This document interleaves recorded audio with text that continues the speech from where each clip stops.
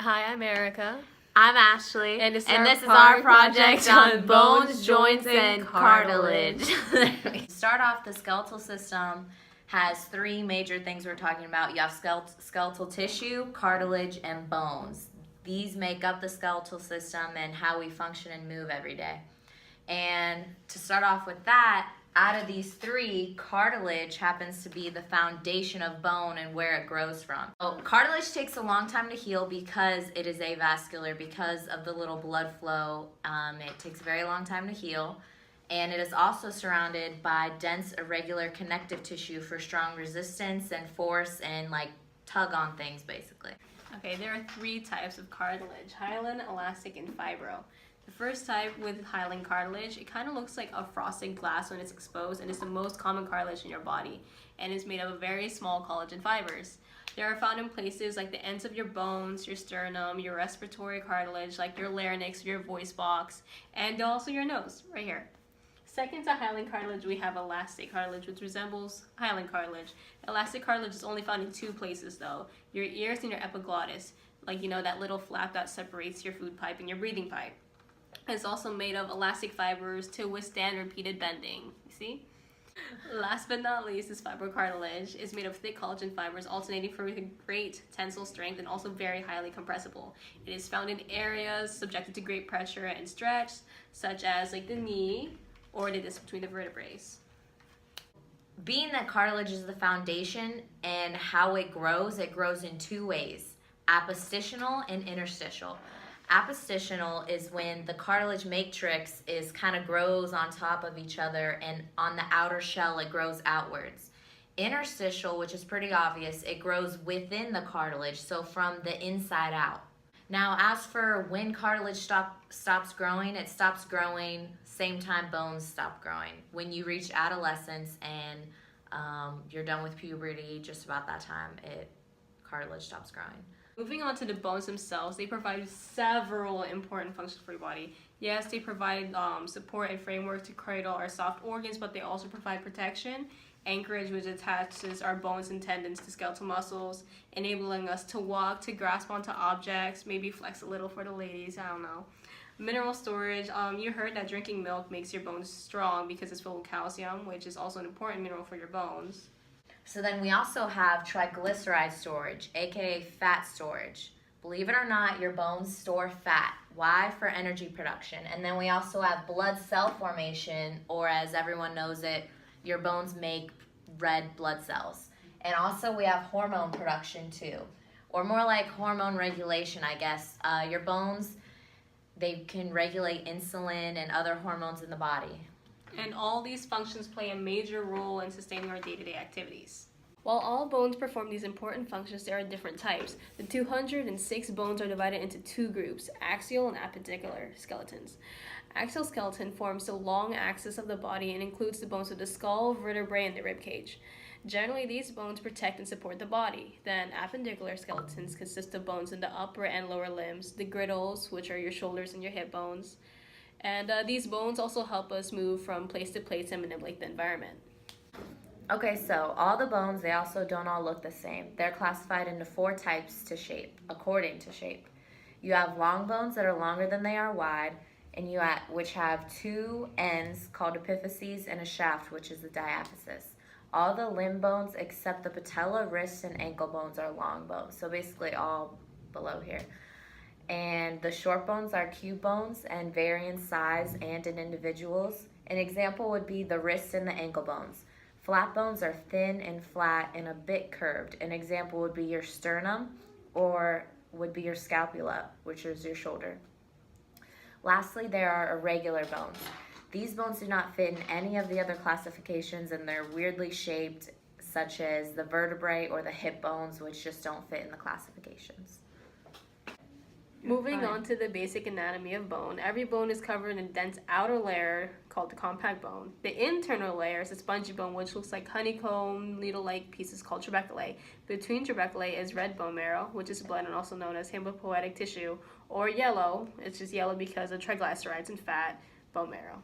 Long bone has a diaphysis, which is the shaft of the bone. This surrounds the central medullary cavity containing yellow marrow. The two ends of the bones are called epiphyses. Between the diaphysis and each of the epiphyses of an adult bone is an epiphyseal line, which is the remnant of the epiphyseal plate, which when you're a kid is made of hyaline cartilage that grows in childhood. The bone has membranes that protect and cover them. The first membrane is the periosteum, which covers the surface of the entire bone, except the joints, made of dense, irregular connective tissue. Within the bone that covers the internal bone surfaces like trabeculae and spongy bone is the endosteum. For short bones and irregular bones, the gross anatomy is essentially the same, except these bones do not possess a diaphysis or epiphyses. Looking into the microscopic aspect of bones, compact bones look solid but is actually riddled in passageways. The unit of a compact bone is an osteon or a Harrison system. An osteon is a long cylinder and parallel to the long axis of the bone. They are made to bear weight, and in the hollow tubes of the bone matrix is lamella. Lamella is parallel and then become adjacent to each other, running in different directions to withstand torsion and stress. Running through the core of the osteons is the central canal or Harrison canal. Then the canal that lies at the right angle to the long axis of the bone are perforating canals, aka Volkmann's canals. Osteocytes, which are bone cells, occupy the lacunae at junctions of the lamellae. There are two types of lamellae, interstitial and circumferential. In between the osteons is interstitial, and extending around the circumference of the diaphysis is the circumferential lamellae. The microscopic anatomy of a spongy bone looks poorly organized, but the spongy bone is aligned precisely to withstand stress. And there are only a few cells thick, but no osteons are present in the spongy bone. So looking at the components of osseous tissue, there are 5 major cell types: osteogenic cells, osteoblasts, osteocytes, bone lining cells, and osteoclasts. All of these, except for osteoclasts, originate from embryonic connective tissue cells. Osteogenic cells are mitotically active stem cells found in the membranes of the bone. Osteocytes are mature bone cells that occupy spaces in lacunae. They monitor and maintain the bone matrix. Bone lining cells are flat cells found on bone surfaces.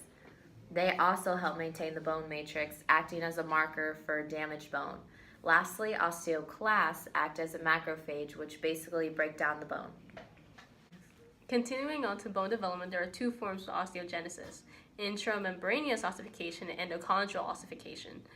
Intramembraneous ossification is where ossification center forms in the fibrous membrane, then secretes osteoid, forms woven bone in the periosteum, and then lastly forms bone collar. Whereas endochondral ossification forms the hyaline cartilage model of the bone, forms the bone collar around the hyaline cartilage model, then creating an empty space in the hyaline cartilage at the primary ossification center, invading the posterior bud, forms a spongy bone, forms the medullary cavity, and invades the bud into epiphyses, ending with the secondary ossification at the epiphyses.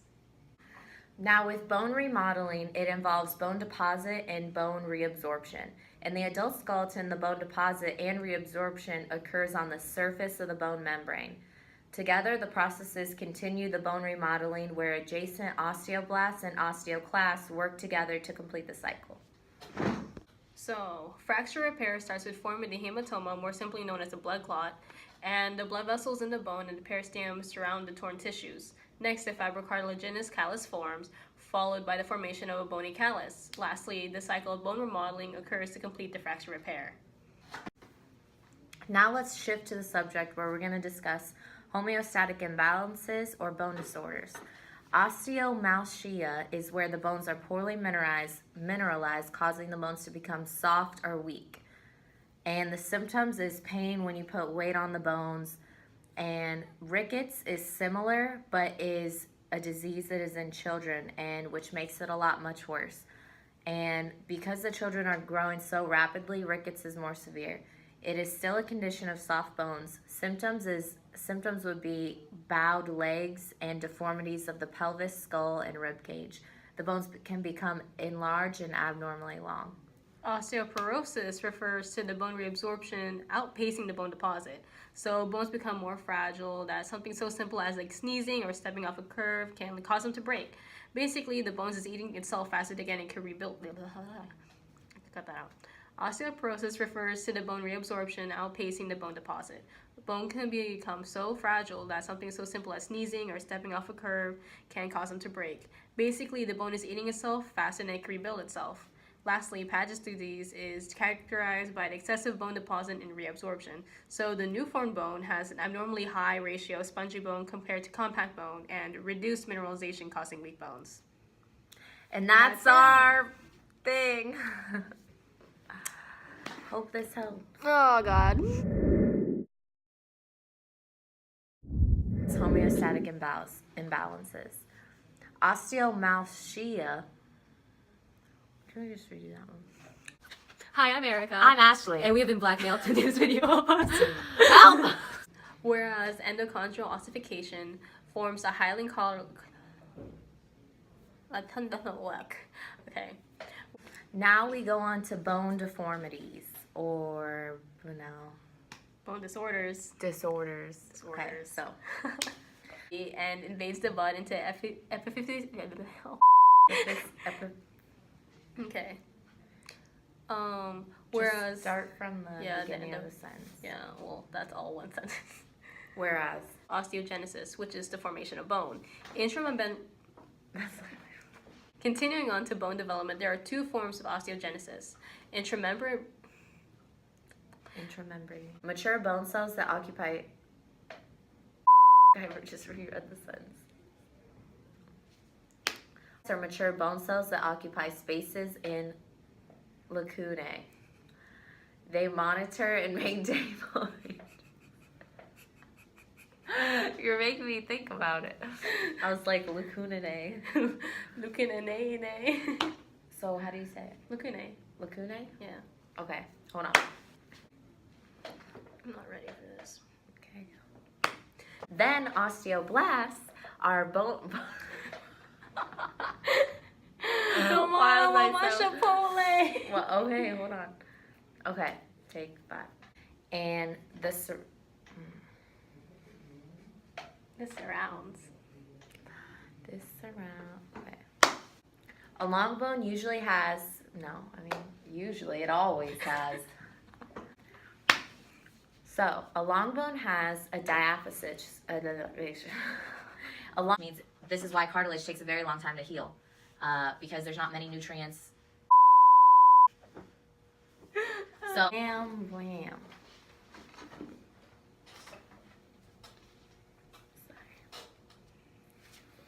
Hell no. Hell yes. So, are you gonna be my pointer while I talk? Is a red marrow, which is blood, also known as hematopoietic tissue. How do you say that? Tuberculi is red marrow, which is blood, and also known as the hematopoietic.